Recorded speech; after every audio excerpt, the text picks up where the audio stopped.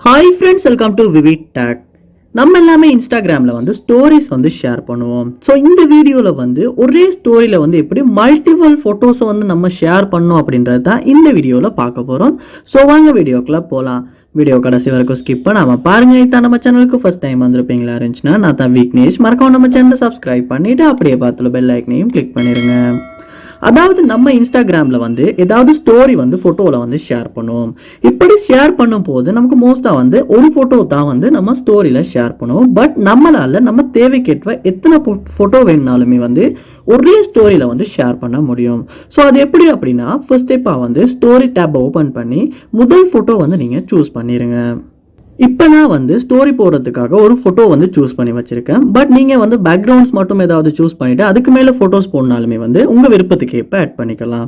So நான் ஒரு ஃபோட்டோக்கு மேலேயே நான் இன்னும் திரும்ப ஃபோட்டோ செட் பண்ண போகிறேன்.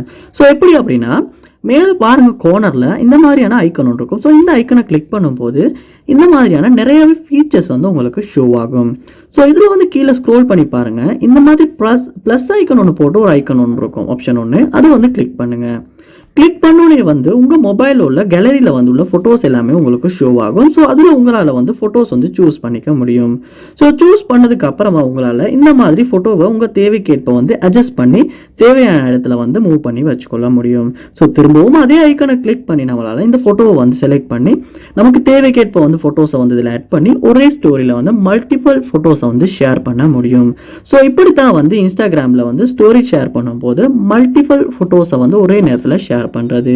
ஸோ இந்த வீடியோ உங்களுக்கு ரொம்ப யூஸ்ஃபுல்லாக இருந்திருக்கும்னு நினைக்கிறேன். இது போல் நிறைய வீடியோ பார்க்கணும்னா கண்டிப்பாக நம்ம சேனலை சப்ஸ்கிரைப் பண்ணுங்க. அப்படியே பார்த்துல பெல் ஐக்கனையும் கிளிக் பண்ணிடுங்க. தேங்க்யூ.